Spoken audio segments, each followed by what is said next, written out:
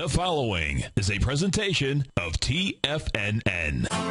Live at TFNN, the Small Cap Roundup, with your host, Kate Stalter.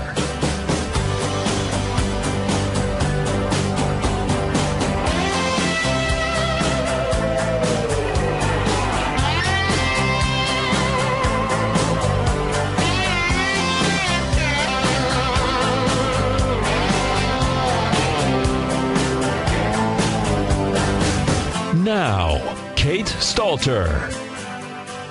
Well, happy Thursday morning, everybody. This is the third show I've done here this week, and this is just great. Just having a blast. I did get to fill in for Larry yesterday, and that will be the case over the next few weeks. So really looking forward to that.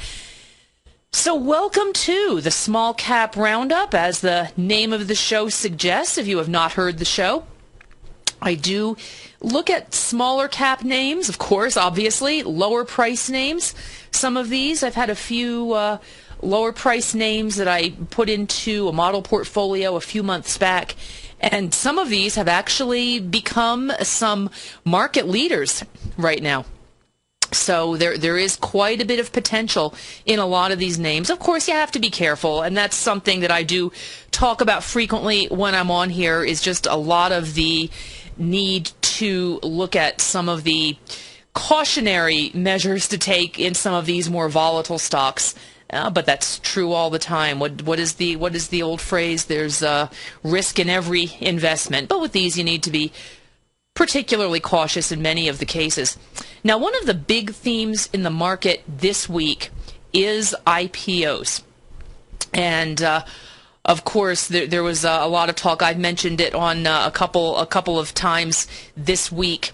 Has been the Annie's IPO, and let me just put. I have a chart of regional management (RM) up on the screen, but I'm going to, let's see here if I can get my cursor in the right place. Put in Bunny, and we'll just talk about that for a moment. So this has been one of those that has gotten a whole lot of attention this week for its terrific debut, shares priced higher than the planned range. And of course, this is the company, as I've talked about a couple times, makes the organic mac and cheese, salad dressings, a number of other products that you can find in Whole Foods. And I think they're even in Walmart, they're in regular grocery stores, but Whole Foods is one of their big distributors.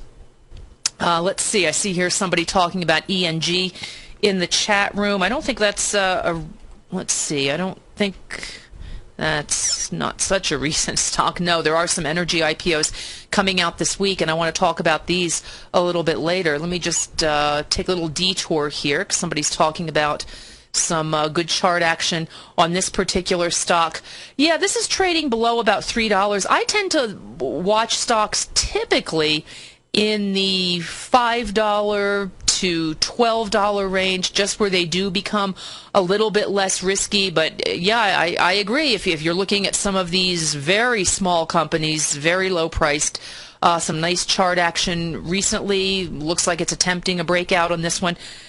So that's ENG. So I'll come back and look at some energy IPOs in a few minutes here, because there are some that are expected, I believe, to be priced tonight that should begin trading tomorrow. And of course, energy, another big theme of the week, with some of the regulatory actions affecting the coal market, crude oil prices, so on and so forth. The energy market is always in the spotlight. But I want to come back to some of these stocks that have already gone public this week. So this is regional management. RM is the ticker. It made its debut yesterday. And let me go back over to a daily chart here. If you're watching on Tiger TV, you can see that. So today would be its second day of trade. Now, this is one of those, what do they call it, installment auto and appliance and furniture loans to what they call, quote-unquote, underbanked consumers. In other words, charging some pretty high interest rates to people who don't have a lot of money to acquire some of these consumer goods elsewhere. I personally, I've just got to say, I don't really like that business model. To me, it's preying on poor people's desires to have consumer goods they can't afford in many cases. And, you might say, well, a person needs a place to borrow money to buy a car. I understand that. And I also understand that a company needs to charge a higher interest rate when there's more of a payment risk. So I understand all that intellectually, but the whole model just kind of seems like it perpetuates some poverty and living on the edge. So I could talk about that whole phenomenon for hours, but I won't, not today. We'll look at the stocks today. So the IPO here on Regional Management, it priced below its proposed range. I believe the proposed range was between 16 and 17, if I'm not mistaken, but it priced at 15. However, today it's trading between that 16 and 17 range, so not a bad pop so far.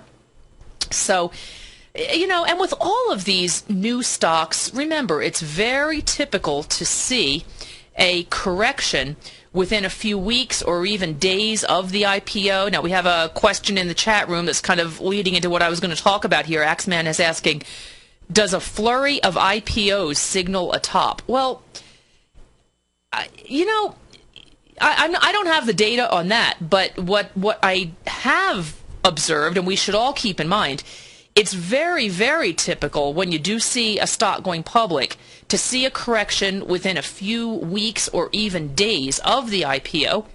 And a lot of times, of course, it depends on what the market is doing. And what the market is doing right now is showing a lot of heavy volume selling. So getting a question in the chat room right now, kind of pressing me on that IPO. The way I would answer that question is whether IPOs, a flurry of IPOs signals a top, is I'm looking at what the market indexes are doing right now, and we're seeing a flurry of heavy volume selling on the indexes. And that's traditionally the gauge that I have used and many other chartists and technicians have used to determine whether we should be using some caution, and we are starting to see those days pile up. That is a market signal that some kind of topping action could be at hand. It's not somebody's opinion who's saying, well, the indexes have run up, so now we're due for a correction just because we've had a run up. That's more of an opinion.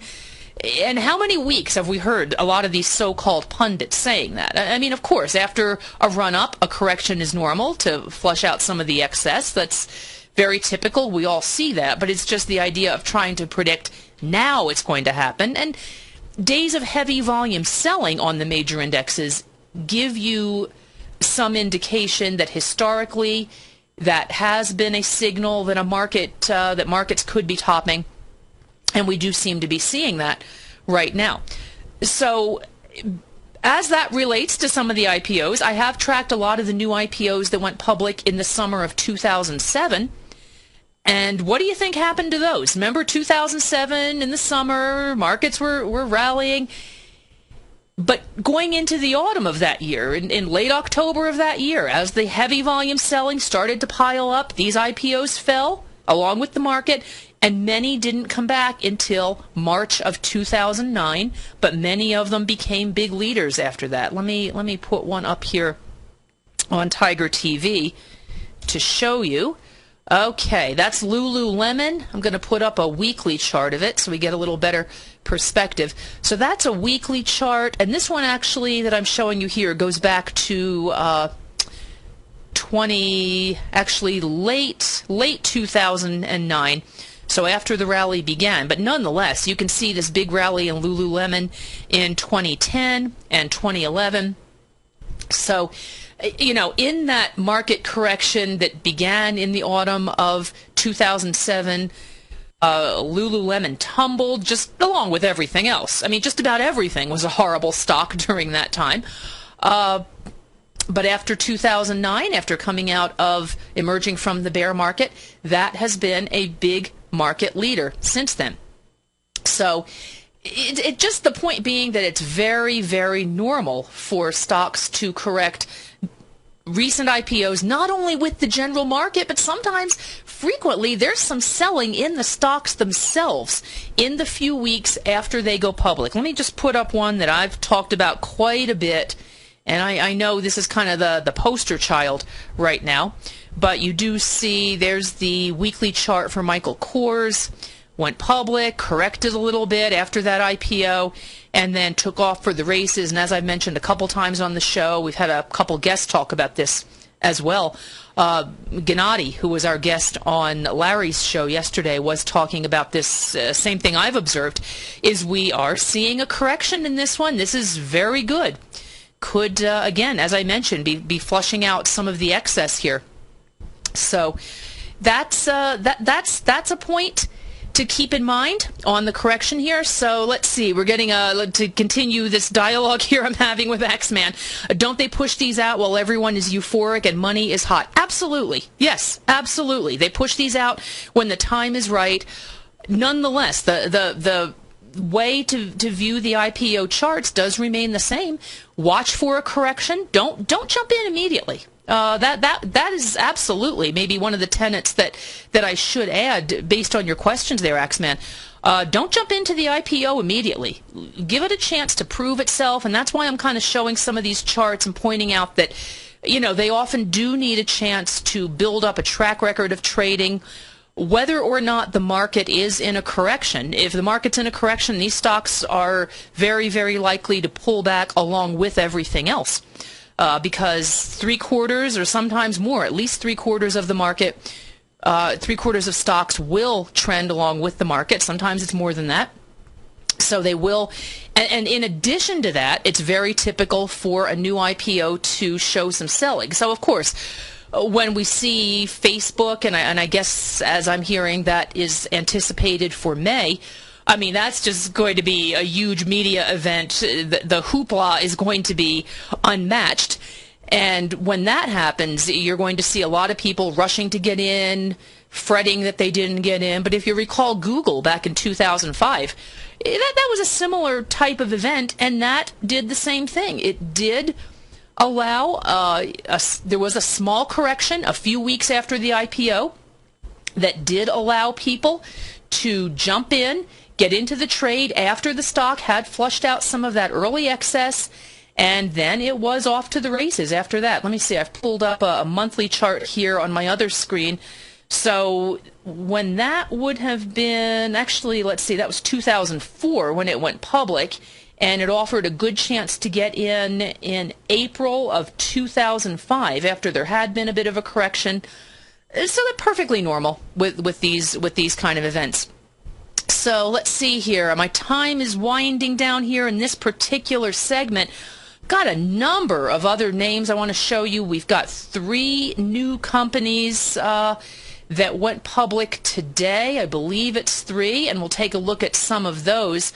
The big one that everybody was kind of, again, sort of today's media darling is Millennial Media. Of course, it's got media in the name. So we'll take a look at that in the next segment. I'm Kate Stalter. This is the Small Cap Roundup. I'll be right back after these messages.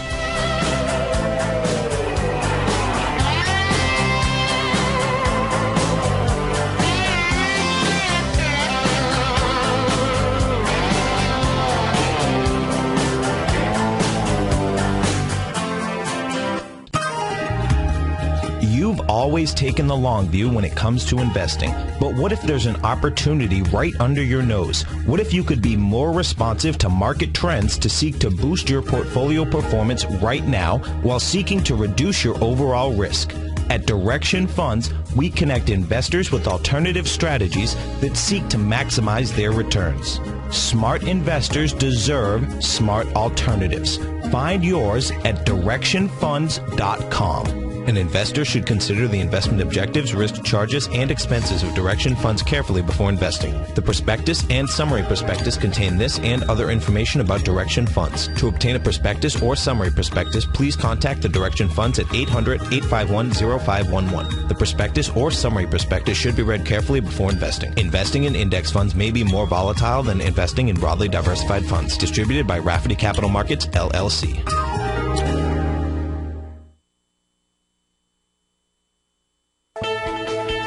TFNN is proud to bring you the cutting edge of investment newsletters.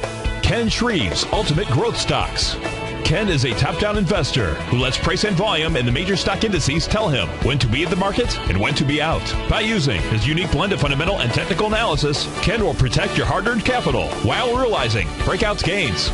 Go to TFNN.com today. Click Investment Newsletters and get Ken Shree's Ultimate Growth Stocks free for 2 weeks. Hi, I'm Steve Rhodes, co-host of The Money Masters with Tom O'Brien, seen daily at TFNN.com, author of Mastering Probabilities, a daily investment and trading newsletter, and teacher of The Money Game. Studies show that 3 out of 5 people are afraid for their life in trading these markets, and the number one reason given is fear of loss. Look, fear stands for false evidence appearing real, and the money game proves it. Lesson number 1, don't risk more than 1% of your trading capital on any trade. Why, you ask? Because 35 trades in a row where you risk 50 cents and make $1 are all you need to double your trading capital versus the 230 losing trades in a row you would need to bring your balance to $100. Let me teach you more about the money game risk-free for 30 days. Go to the homepage of TFNN.com and click on my name, Steve Rhodes, for your 30-day risk-free trial. You were born to be a money master, and I'll teach you how. X-Story Gold Mines, an NYSE Amex-listed company trading under the symbol XG, is slated to be the newest gold-silver producer in Argentina. X-Story is forecast to produce more than $250 million in bullion annually, beginning in 2013, at a cash cost of less than $200 for each ounce of gold produced. That forecast will make X-Story one of the highest margin operators in South America and a sector leader in the mining industry. X-Story has $50 million in its treasury, having spent over $60 million to date on drilling and engineering. The ultimate size of its Argentina discovery could be determined by year-end, as results from the 6 drills operating at the site are fully assessed. To find out more about X-Story Gold Mines and their exciting growth potential, click on their banner on the front page of TFNN.com or check them out on the NYSE Amex under the symbol XG. Here's what people are saying about Tiger TV. Let's go to John in Tampa. Hey, John, what's going on? Hi, Tom. How are you, sir? I'm doing great. You having a good day out there? A wonderful day. I love your Tiger TV. I watch it every day. I'm like a kid in a candy store. Oh, man, I appreciate you out there watching it. How long have you been watching the Tiger TV? I'm watching almost a month now, and it's wonderful. It's pretty cool, isn't it? Oh, yes, it's cool. You see the charts and everything. Thanks so much for the hard work. Tiger TV, a great news service from TFNN.com. This segment is brought to you by BackTech Environmental. For more information, just click the BackTech banner on the front page of TFNN.com.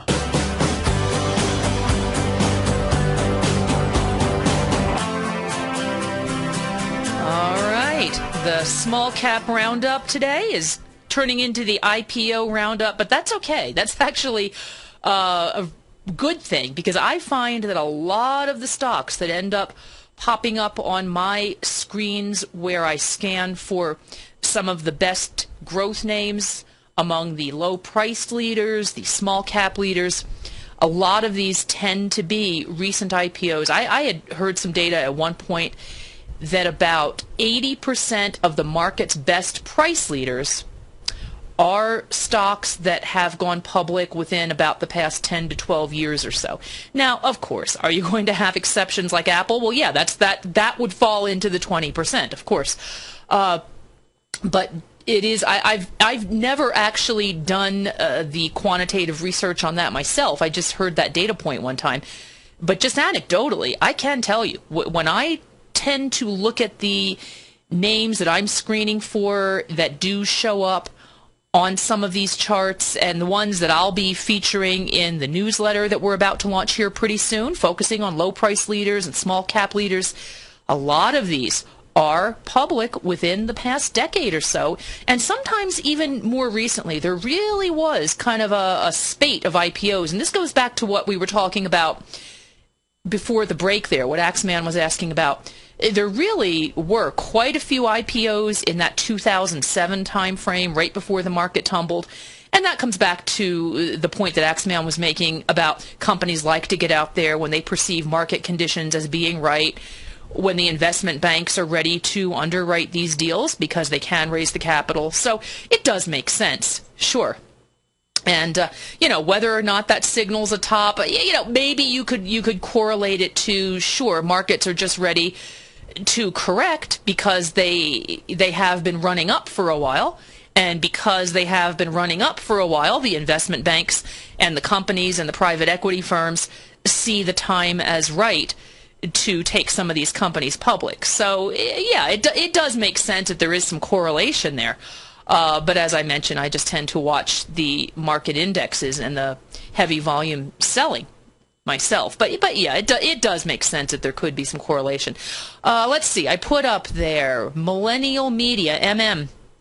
So this is a mobile advertising platform. So let's see. They priced shares at $13. That was at the upper end of their range. So they raised $133 million. So let's see. This one could put this one in small cap range. We'll see how that one plays out. But this is MM is the ticker on this one, and let's see. So they priced at 13. Oh boy, no, okay. I'm just looking at where they're trading today. They're trading at 25.38. So pretty interesting, and you could see why this has a whole lot of hype about it. And of course, it falls into that internet content space that also just always seems to grab not only a lot of media attention, but more importantly, a lot of investor money. So we're seeing that happen. And as always, wait for it to correct.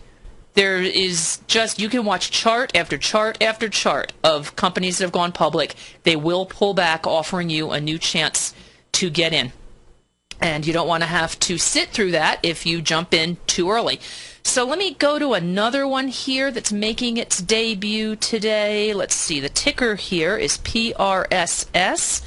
And I think this actually took a little while to price and get going today. But let's see. They priced shares at 19, so above the range. This is Cafe Press, by the way. And some of you may know this company. This is where online you can go and create your own mugs, T-shirts, baseball caps, also known as tchotchkes and swag in particular for your business. Maybe some of you have done that. Or if you have a nonprofit, a lot of nonprofits use this too. It's a pretty interesting model. And in any case, this one has gotten a lot of attention. It made its debut on the NASDAQ this morning. Let's see, they priced at 19, trading now at 21, according to my last tick on here. And there is a delay. 21.65. So pretty good debut on this one here as well. So there were 4 actually IPOs. 4 companies that made their debuts today, and Cafe Press and Millennial Media were a couple of those. I'm going to come back to the ones that also, a couple others. Merrimack Pharmaceuticals is out there today, and Rexnord. So I'm going to come back to those. Hey, I want to give out the phone number. Call in if you want to talk about IPOs, small caps, low price stock, selling in the market. 877-927-6648. I will be right back after these messages.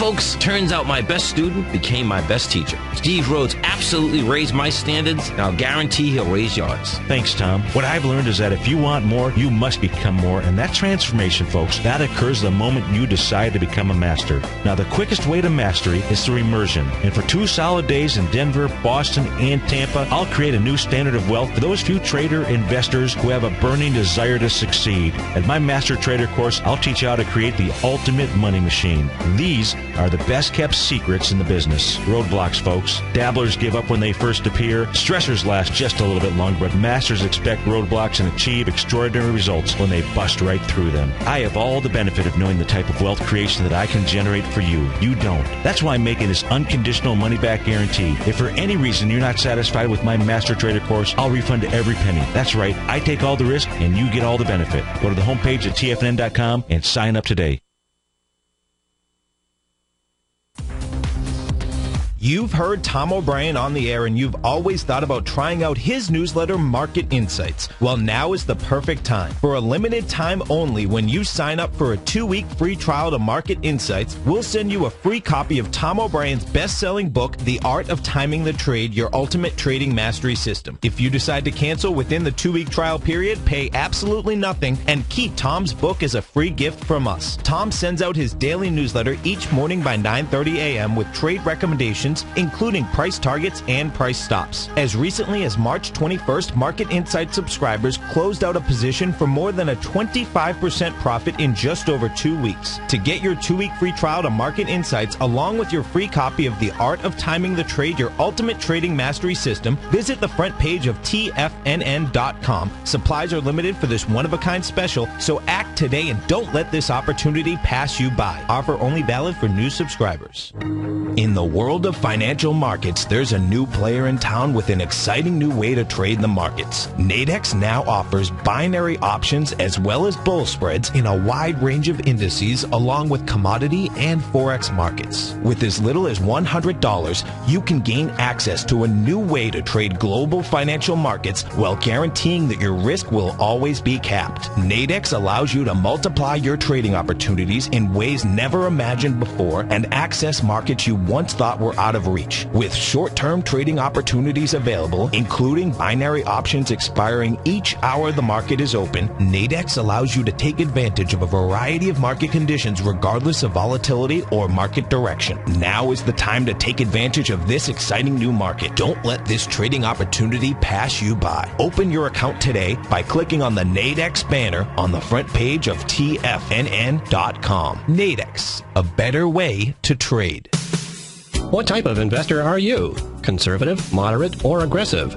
No matter your investor personality, your overall portfolio should reflect your financial goals, time horizon, and your risk tolerance. Help ensure your portfolio is appropriately invested with an asset allocation plan from Morgan Stanley Smith Barney. Simply picking the right stocks is not enough. Research has shown that choosing the right proportion of stocks, bonds, and cash is essential to the success of your long-term investments.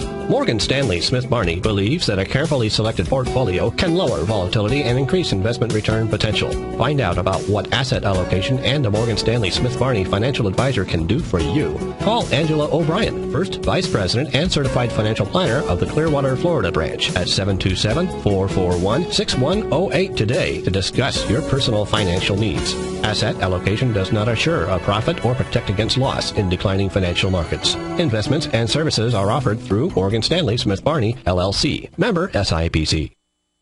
This segment is brought to you by Harmony Gold. For more information, just click the Harmony Gold banner on the front page of TFNN.com.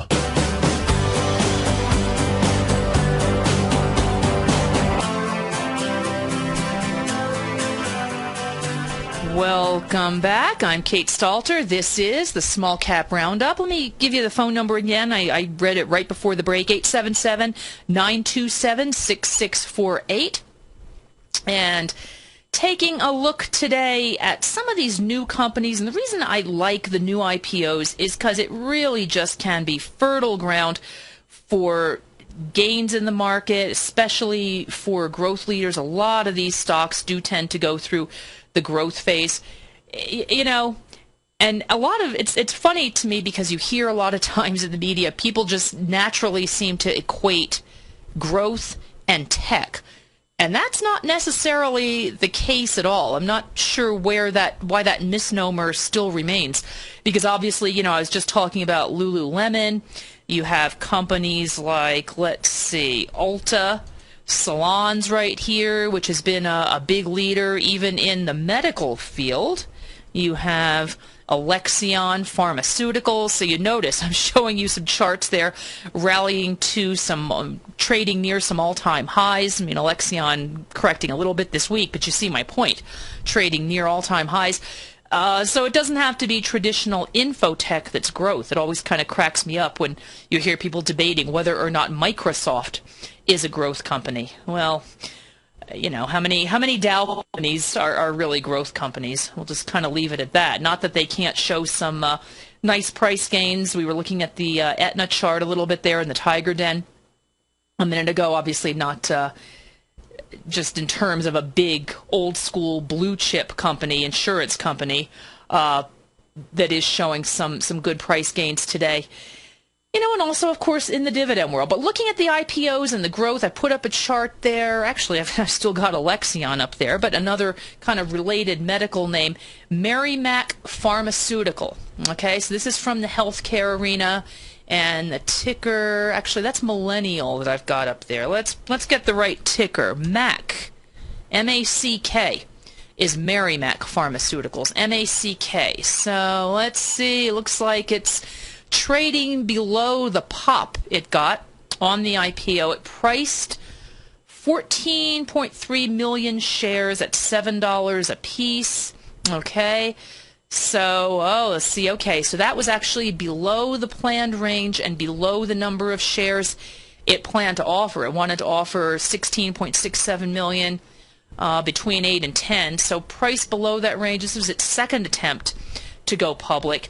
And this company is a pharmaceutical. They make diagnostics for cancer and other diseases. So another one of these biotechs, no earnings to speak of. We look at that quite a bit, where you do see that happening in the biotech world, that you get a lot of these. So, sometimes these biotechs, I typically tend to look for some earnings growth in the names that I'm tracking, that I put into a model portfolio. But some of the biotechs today can be like the infotechs in that late 90s time frame if they do have some revenue growth. And this one does. This one is showing some nice triple-digit revenue growth, so you could have some interesting potential coming out of this one and some possibility to ride that wave once again, as long as you do use quite a bit of caution on some of these. And of course, a lot of these biotechs, the newer biotechs, can be frequently acquisition targets by some of the big pharma firms, but you don't want to get in for that reason. You want to just really be basing your decisions on the charts, using the revenue to help guide that as well. Okay, another one here is called Rexnord, and let's see, the ticker on Rexnord is RXN. Okay, and despite having RX in the ticker, this is not any kind of medical or pharmaceutical. This is actually one of these kind of industrial companies. Let's see, they make gear for water, the water management industry. So, and it's based in Milwaukee. Okay, this is one you just know is not going to be grabbing all the media spotlight. And sometimes these are kind of the best ones that can kind of sneak in under the radar.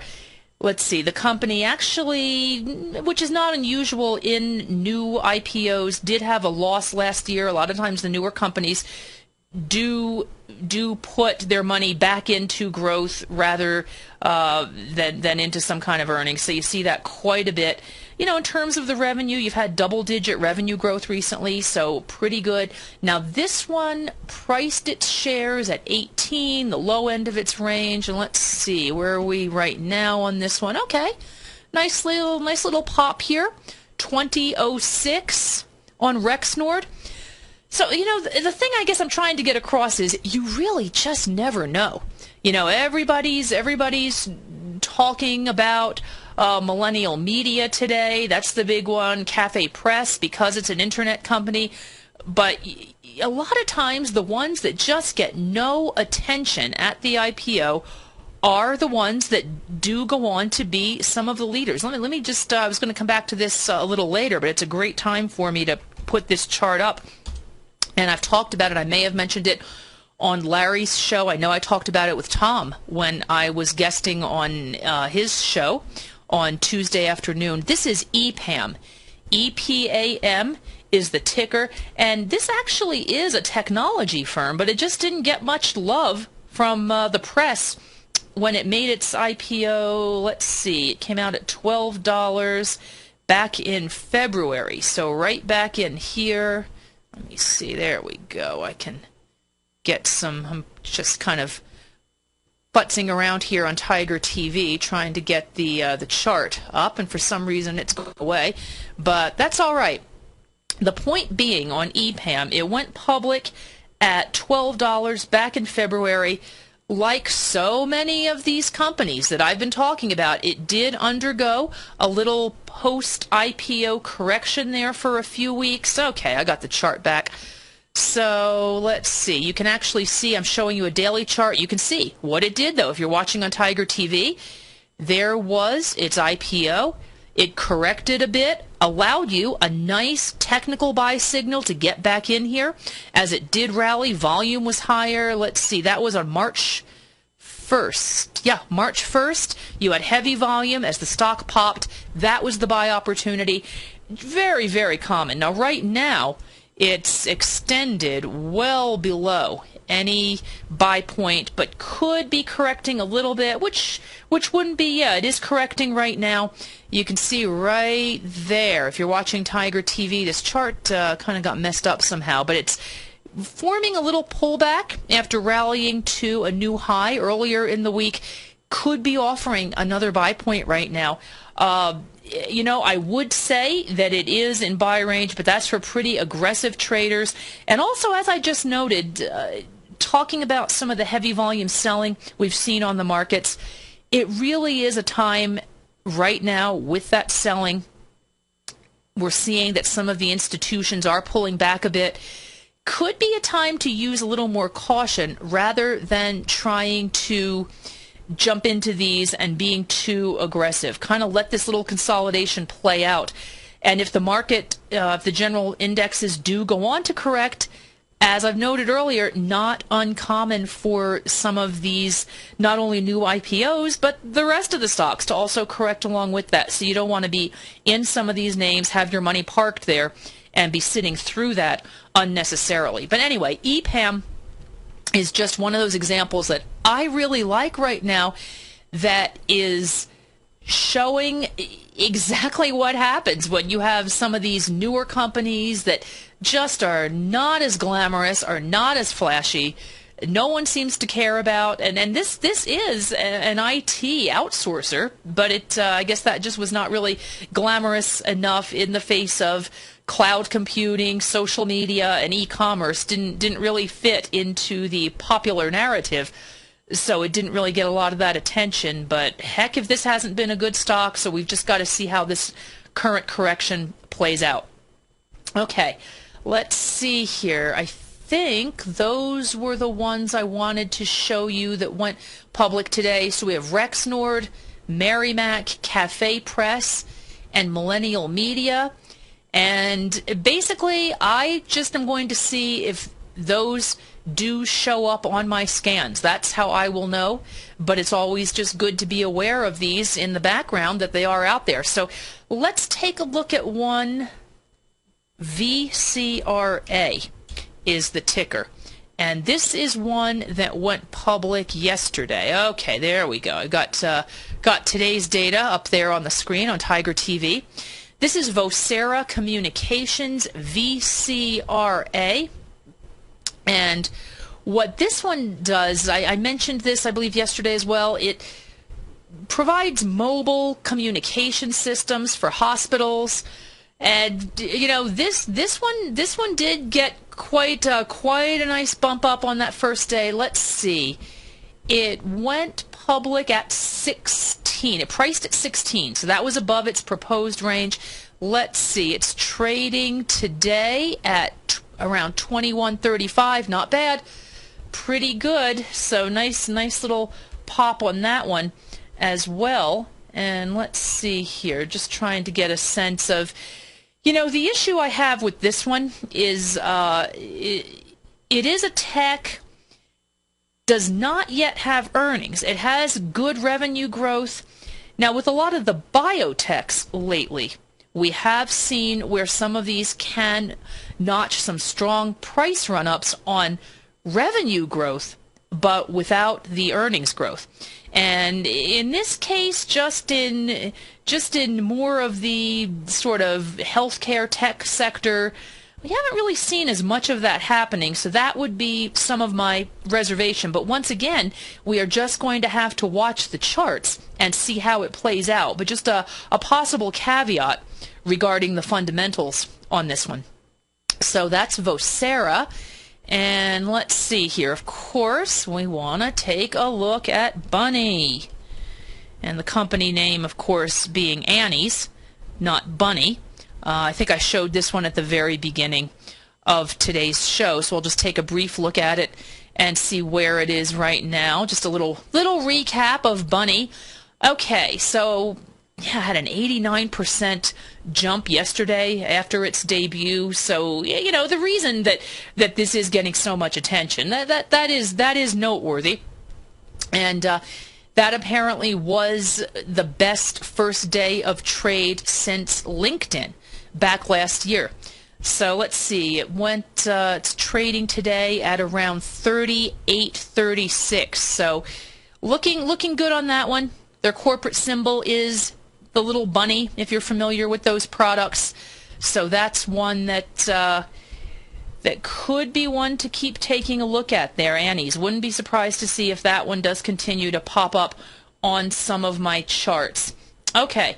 We have a question here. I'm going to take this because it does segue into something I was just talking about on the biotechs. And let me put this up here. INCY is the ticker, INCY. And that is Insight Corporation. And I understand we have Mohammed calling in from Glendale, California. Hi, Mohammed. Welcome to the show. Thank you, Kate, for taking my call. Good morning. Good morning. I was looking for an entry point on this one inside. Mm-hmm. Yeah, this has a nice chart. I'm just taking a look at this one. I'm kind of doing this on the fly because this, I'll be honest with you, the reason that this has not popped up too much on some of my screens is because this has not had any earnings growth. In fact, not only not any earnings growth, not any earnings in recent years. It is one of those biotechs, as I've noted, not uncommon to see that. Fundamentally, what kind of concerns me is the revenue is slowing as well. So this one apparently makes cancer treatments, let's see, treatments for some blood diseases. This has formed a nice kind of little handle area over on the right side of the chart in some of the recent weeks. Let's see, the buy point in there, I'm just kind of looking at this right now, would have been above 19. It's trading right now at about 19.69. I would consider this one to be in buy range, Mohammed. And I like the chart a lot. Just some of the revenue concerns me. Now, this is not one that I've been tracking, so do you happen to know, has there been any news recently on this one that's affected the stock price? Not really. Okay. So, yeah, right now, technically, it's in buy range, but if you heard what I was saying just a moment ago, just be aware that there is some heavy volume selling on the major indexes. It's a time to be very, very cautious. If you're going to jump into something like this, you want to be prepared to cut your losses very quickly, maybe at about 7% below your buy point. Hey, Mohammed, that's the end of the segment. Thank you for calling in. Great question. Great to talk to you. All right. I will be back here just a few minutes for the final segment of today's Small Cap Roundup. I'm Kate Stalter. Stay with us.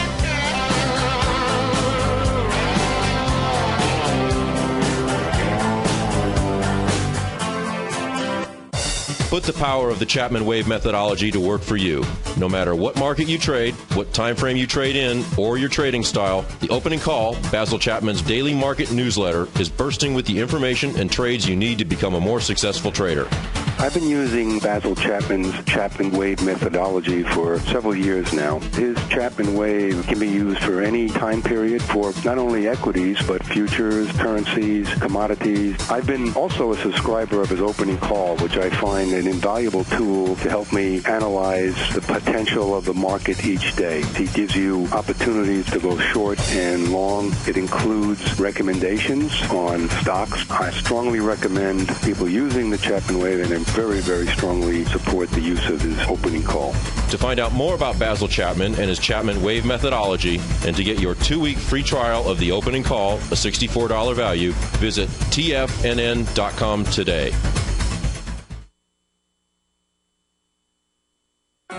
In just December of last year, the price of gold was down over 10%. In today's highly volatile gold market, you need someone in your corner that understands the complex relationships that exist within the price of gold, as well as within a variety of gold equities. Whether it's the South African gold miners and knowing how the rand-dollar relationship will affect their bottom line, or understanding how John Paulson's $5 billion trade in the GLD can move the market, Tom O'Brien gives you the direction you need to become a better trader each week in his newsletter, The Gold Report. With over 20 individual equities covered and almost another 20 on the potential watch list each week, in addition to covering the XAU, HUI, GLD, and dollar, The Gold Report is a great source for any trader that is looking to be diversified in today's volatile gold market. For your 30-day free trial to Tom O'Brien's Gold Report, log on to TFNN.com today. Don't miss out on this great offer. Act now. David White's newsletter, The Technology Insider, is focused like a laser on finding the next big things in technology. If you had invested only $10,000 in Microsoft in 1986, you'd have been a millionaire by 2000. Disruptive technology like Microsoft's is the key to these massive long-term profits, and the Tech Insider is the vehicle from TFNN to capitalize on these opportunities. This is the go-to newsletter that identifies, monitors, and profits on mostly little-known cutting-edge companies with great long-term prospects. David's experience is as an inventor of Emmy-winning animation products for TV and Hollywood that propelled a company public. Match that with 14 years as a full-time trader, and he's uniquely qualified to guide you through the light-speed world of ever-evolving high-tech. If you're ready to ride the next big technology bull market for less than $40 per month, log on to TFNN.com and get your 2-week free trial to the Technology Insider. Get in on the ground floor of the next big thing today. Great Basin Gold is a mining company engaged in the exploration and development of 2 emerging gold properties in Nevada and South Africa with a total resource base of more than 23 million gold ounces. Great Basin's Burnstone mine in South Africa opened in February of this year with a resource of 20 million gold ounces, becoming the first mine to open in the historic Witwatersrand Basin in the last 30 years. The Burnstone mine is projected to have a 25-year mine life and is fully financed with production anticipated to be over 250,000 ounces per year at a cash cost of only $450 per ounce. The Hollister mine in Nevada became fully integrated in the 4th quarter of 2010 with annual production estimates of 110,000 ounces of gold per year over the 8-year mine life at a cash cost of only $527 per ounce. Great Basin Gold is cash flow positive and trades on the Toronto and New York stock exchanges under the symbol GBG. Catch Larry Pesavento, a 40-year veteran trader. He uses pattern recognition, Gartley's, butterflies, ABCs, and Fibonacci in order to trade these markets. The Futures Hour, next on TFNN.